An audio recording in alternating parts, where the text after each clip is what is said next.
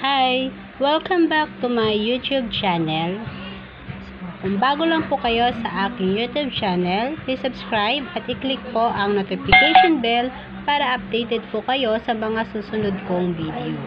So, ang ating topic ngayon today ay ang paano mag-email kay Santa at ano po ang complete address or email address ni Santa.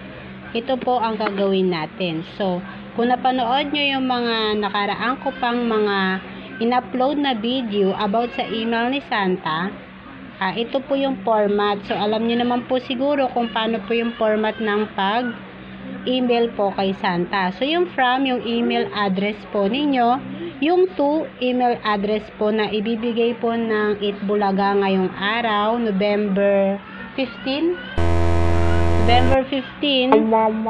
yung email address po ni Santa. So, ito naman po ang subject, tuloy ang Pasko for everyone. So, yan po ang ilalagay po sa subject.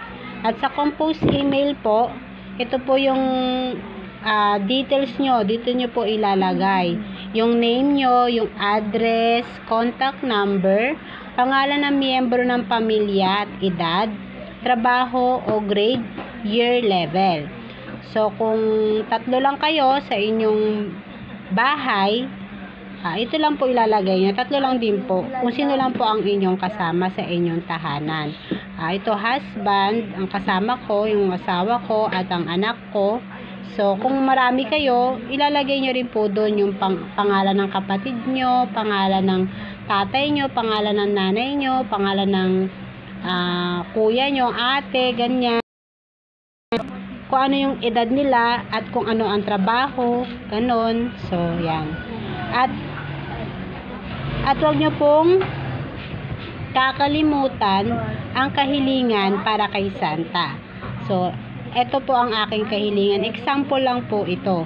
So, Santa, wish ko sa Pasko ay mabigyan po kami ni Mr. ng bagong cellphone at dollhouse po sa aking anak. Merry Christmas po, Santa. Maraming salamat po. Siyempre, sabi nga po ni Jose, wag daw po kakalimutan i-attach po ang family picture po natin para daw makilala po tayo ni Santa. So, pag natapos na i-attach ang file, dito yun ay sa attach file, katabi lang po ng send sa kaliwa. I-click nyo po dyan, hanapin nyo po yung family picture po ninyo.